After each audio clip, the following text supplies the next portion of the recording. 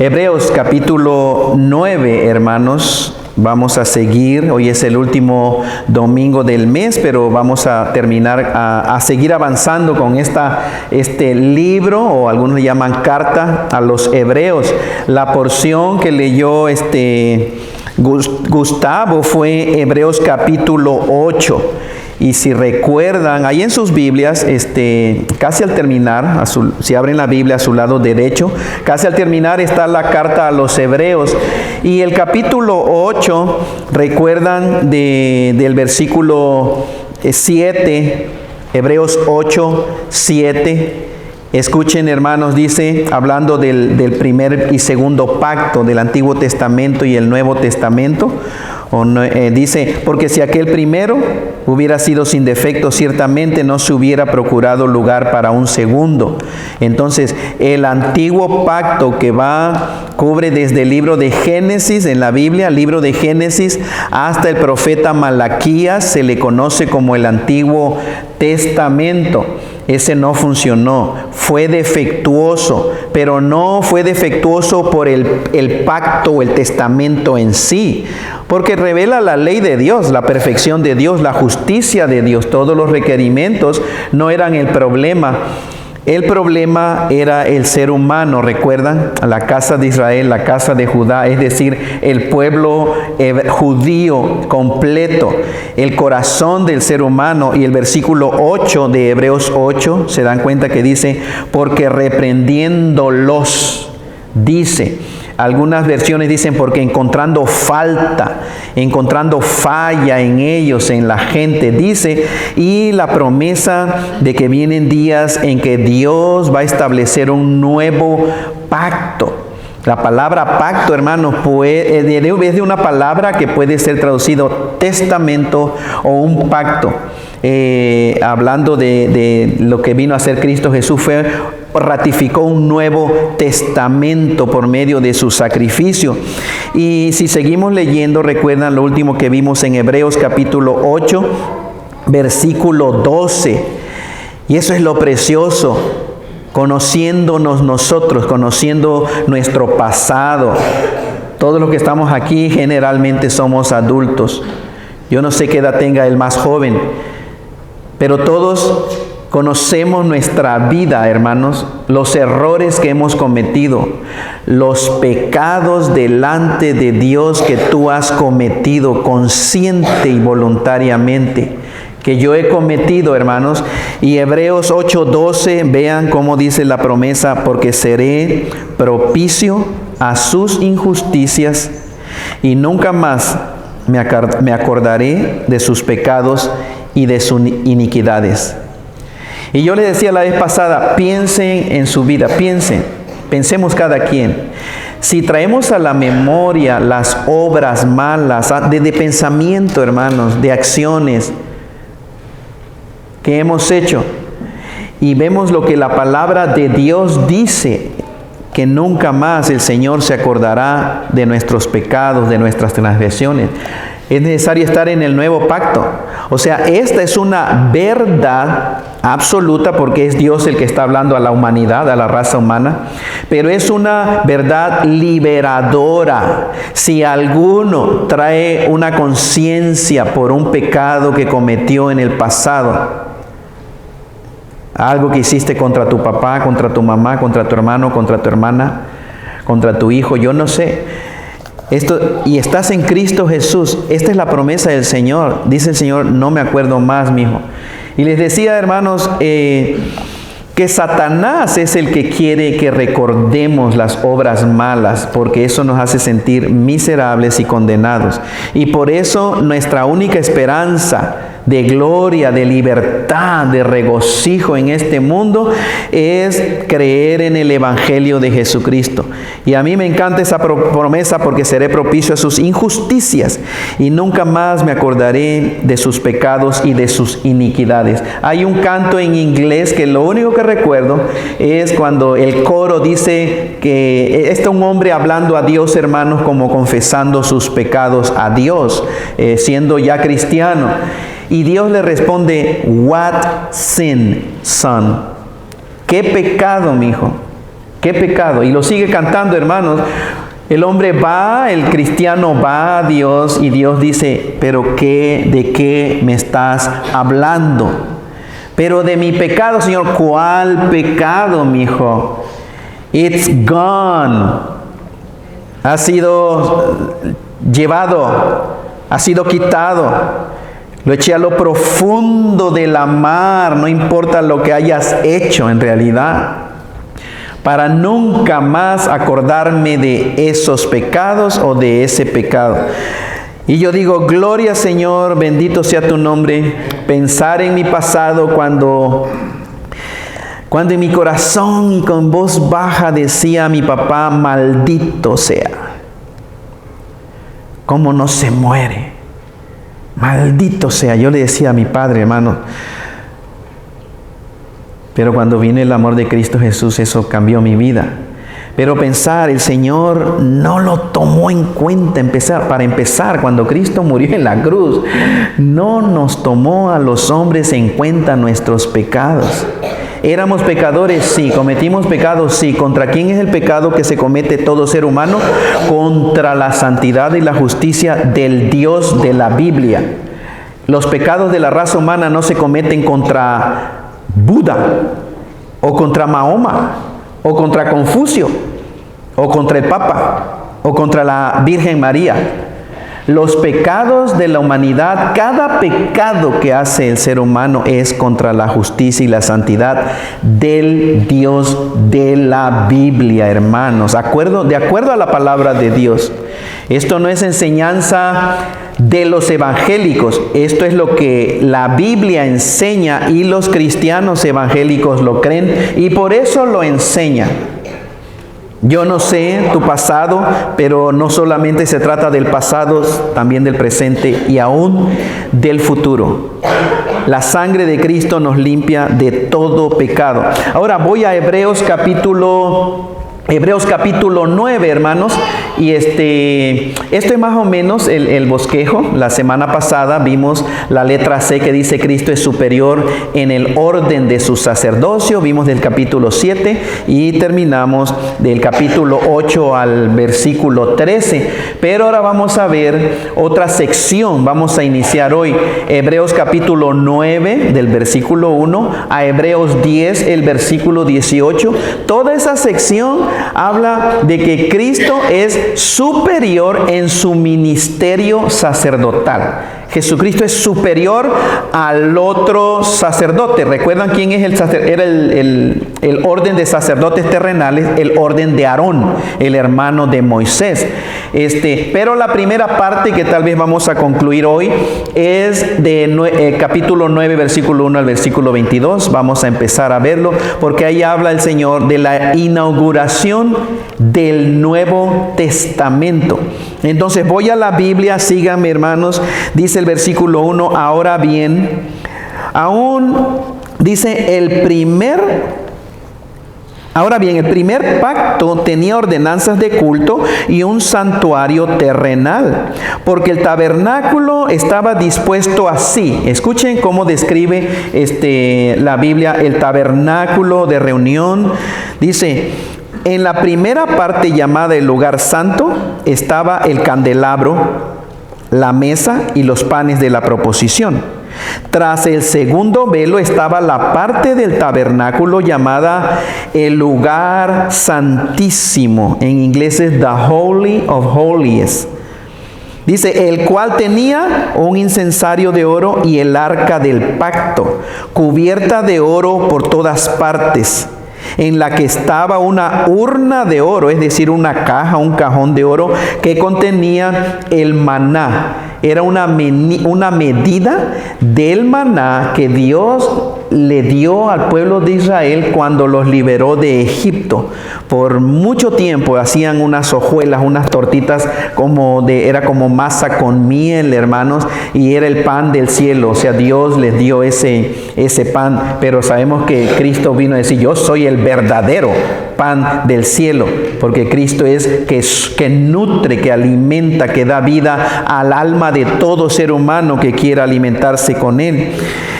Había una medida de maná y dice, había también la vara de Aarón que reverdeció y estaban en esa urna o en esa caja las tablas del pacto.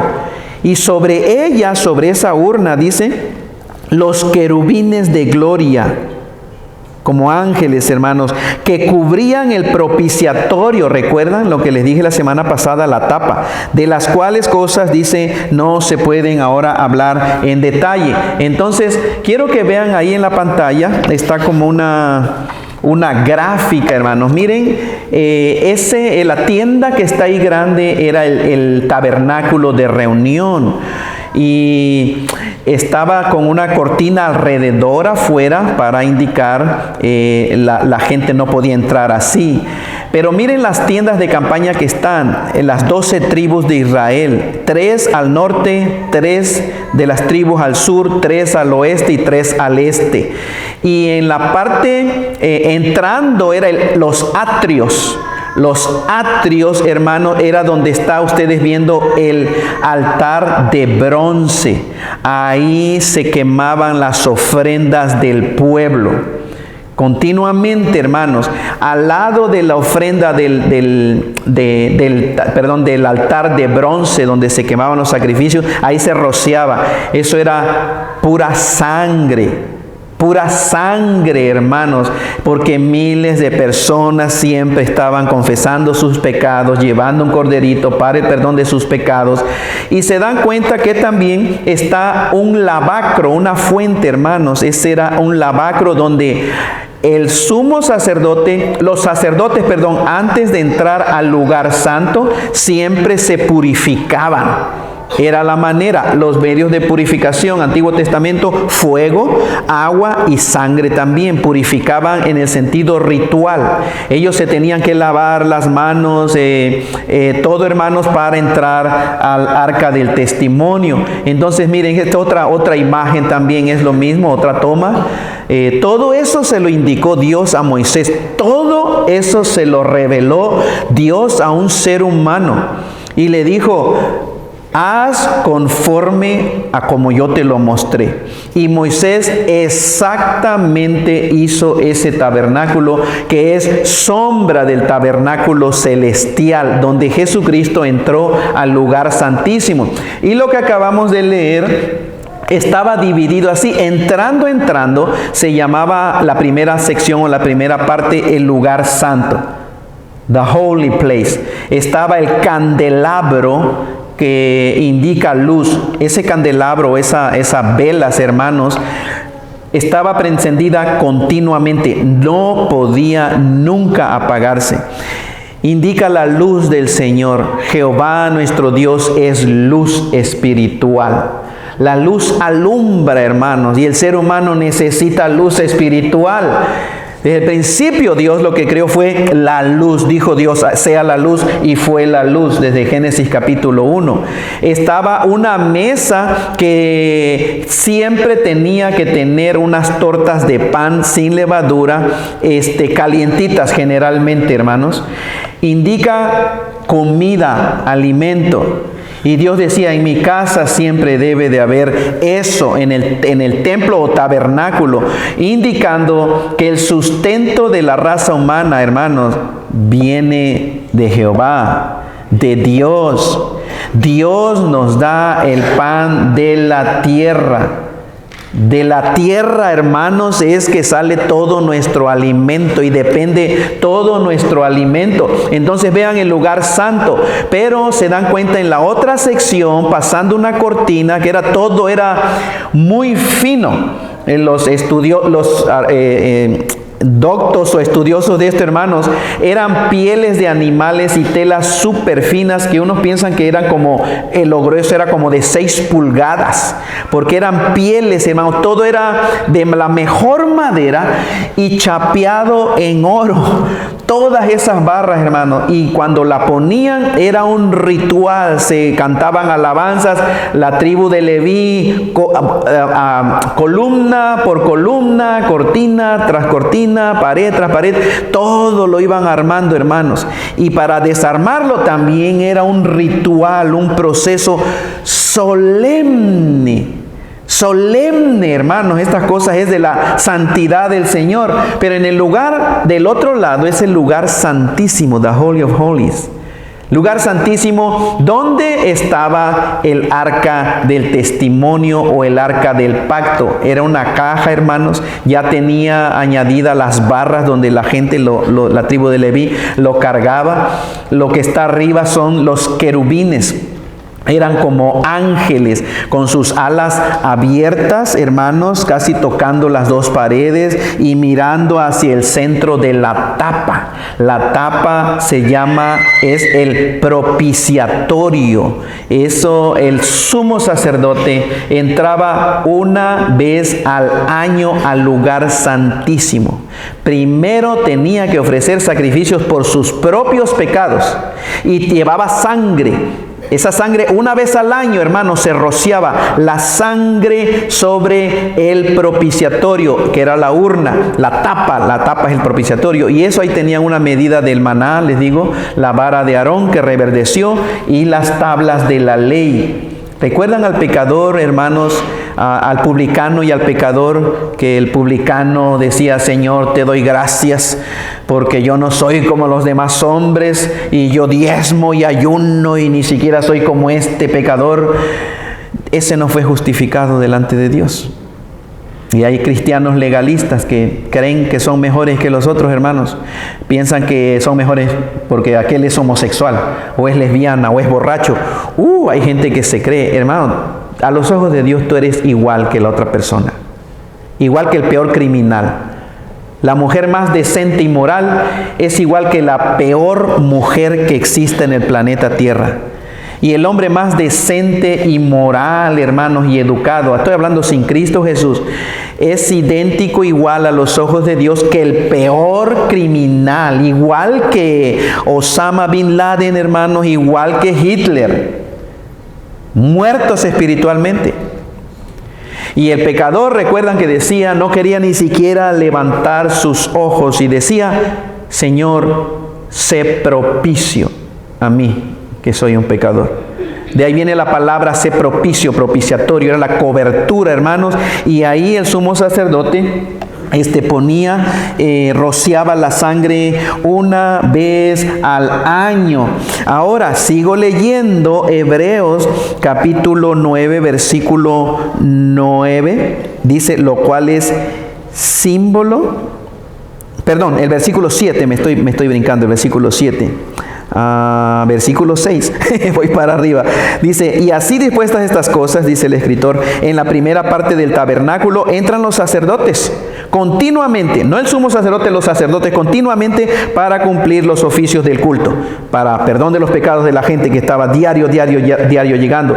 Versículo 7, pero en la segunda parte, solo el sumo sacerdote una vez al año, no sin sangre, la cual ofrece por sí mismo y por los pecados de ignorancia del pueblo, dando el Espíritu Santo a entender con esto que aún no se había manifestado el camino al lugar santísimo, entre tanto que la primera parte del tabernáculo estuviera de pie.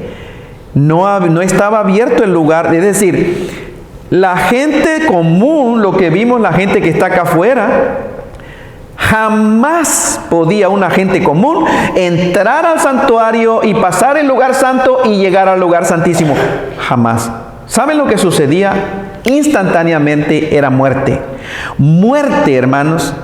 Instantáneamente moría la persona que no tenía autorizado. Solamente era el sumo sacerdote. O sea, ninguna persona del pueblo podía atreverse ni siquiera, hermano, entrar. Era tanto el temor al Señor que en alguna ocasión, cuando una persona no era digna, ahí mismo en el santuario moría. Después, antes de la destrucción del templo de Jerusalén en el año 70, lo que hacía la gente era que a los sacerdotes les amarraban unas campanitas, hermanos, como cascabeles en el pie y una cuerdita, porque cuando entraba, si oían que había ruido, todavía está vivo. Pero cuando no sonaba más la campanita, hermanos, sabían, ya murió, no era digno esta persona. Y entonces lo sacaban arrastrado porque no se atrevía nadie a entrar a ese lugar. Estamos hablando de la santidad de Dios, de la justicia del Señor. Algo que el día de hoy con el mundo no nos preocupa, porque el mundo no tiene idea. No conoce a Jehová Dios, no conoce al verdadero Dios. El mundo tiene religiones y tiene ídolos y tiene imágenes y tiene diositos falsos. No conocen al verdadero Dios de la Biblia. El problema, creo, hermanos, hermanas, es en la iglesia cristiana el día de hoy, cuando como cuando se minimiza lo serio del pecado delante de Dios. Y espero que al ir meditando en esto, el Espíritu Santo esté hablando a nuestro corazón de lo serio que es el pecado y por qué es realmente estar agradecidos con el Señor por la obra de Cristo Jesús y tener pasión para seguir hablando de la verdad que hay en Cristo Jesús. Entonces, versículo 7, vean, tenía que ofrecer sangre por los pecados del pueblo. Ese era el problema, el pecado del pueblo, el pecado del mundo. Versículo 9, lo cual es símbolo para el tiempo presente, según el cual se presentan ofrendas y sacrificios que no pueden hacer perfecto en cuanto a la conciencia al que practica ese culto. Es decir, no hay perfección, hermanos y hermanas, no hay perfección bajo la ley. Y les decía la vez pasada, qué pena cuando un cristiano se va y se obsesiona con el Antiguo Testamento, con el Antiguo Pacto. Y no hacen distinción, no saben dónde empieza el Nuevo Pacto y no saben que ya estamos en el Nuevo Testamento y que ya no estamos más bajo el legalismo, la ordenanza del Antiguo Pacto, hermanos. Versículo 10. Ya que consiste, vean lo terrenal, hermanos, no limpia la conciencia, no hay salvación, no hay perfección, no se cumple el plan de Dios por la ley de Dios. Aunque seas honesto como un ataque al corazón, decía un hermano, lo más honesto, lo más moralista, lo más ético, lo más que tengas valores y todo, no hay esperanza bajo la ley, no hay perfección bajo la moralidad. Es algo mucho más grandioso. No depende de tu comportamiento la salvación. Y esta es una razón por la cual mucha gente que practica cualquier religión nunca tienen paz. Es imposible, no hay paz porque no vas a tener paz practicando cualquier religión en este planeta Tierra. You name it. Piensa en una religión, no hay esperanza en esa religión. En ninguna, solamente es Cristo Jesús de acuerdo al testimonio de las Sagradas Escrituras. Versículos 10 dice, ya que consiste solo de comidas y bebidas y diversas abluciones y ordenanzas acerca de la gente. Compórtate, pórtate bien, no te portes mal. Esa es moralidad. Y cuando he hablado con matrimonios y hablaba con una familia también acerca de la educación de sus hijos, le digo, mira, tú puedes hacer todo el sacrificio para darle la mejor educación a tus niños y la mejor moralidad y la mejor ética y todo. Si Dios no está en tu matrimonio, estás perdiendo tu tiempo. Estás perdiendo tu tiempo, lo hemos visto. Hay gente muy moralista y educada que tiene a Paquito, un niño ejemplar, hermanos, pura A, Paquito, pura A. Paquito es un niño que dice thank you, que dice please, que share sus juguetitos, bañadito, arregladito, pero Paquito tiene un corazón perverso y engañoso, como todo ser humano, así nacimos nosotros. Pero papá y mamá están muy confiados en que Paquito va a tener éxito en su vida porque le están dando la mejor moralidad y educación. Hermanos, se han llevado topes esos papás y han sufrido las consecuencias porque dejaron a Dios fuera de su vida. Dejen que Paquito salga de la casa. ¿Por qué se porta así Paquito? Porque está papá y mamá juntos, cerquita ahí. ¿Entiendes? No los quiere desilusionar. Pero Paquito se va a ir al colegio un día.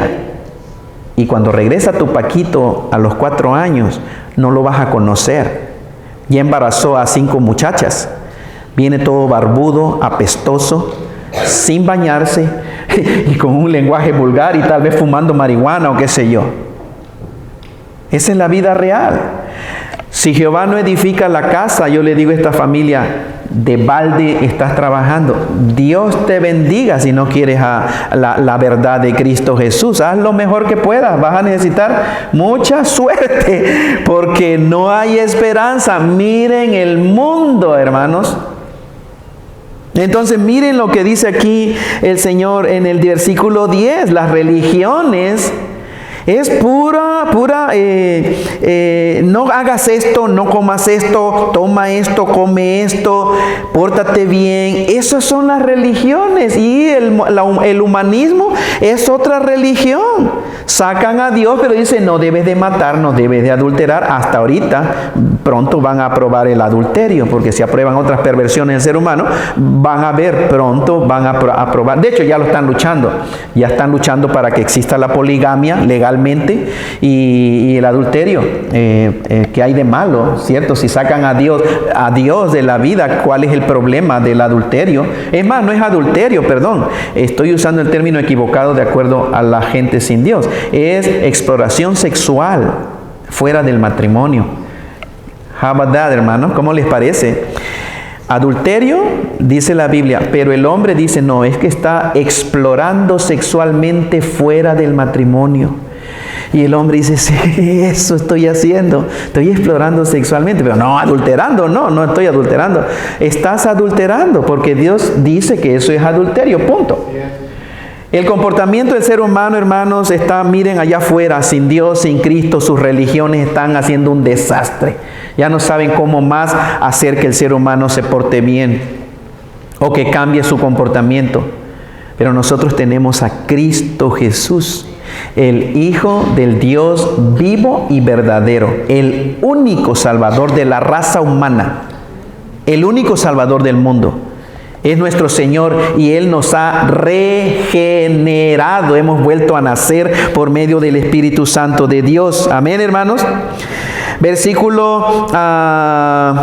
pero el 10 dice, consiste de todas esas cosas, hermanos, dice, impuestas hasta el tiempo de reformar las cosas. Es decir, fue temporal. Antiguo Testamento, eso es temporal hasta que viniera el momento de reformar todas las cosas, que es el establecimiento de un nuevo pacto.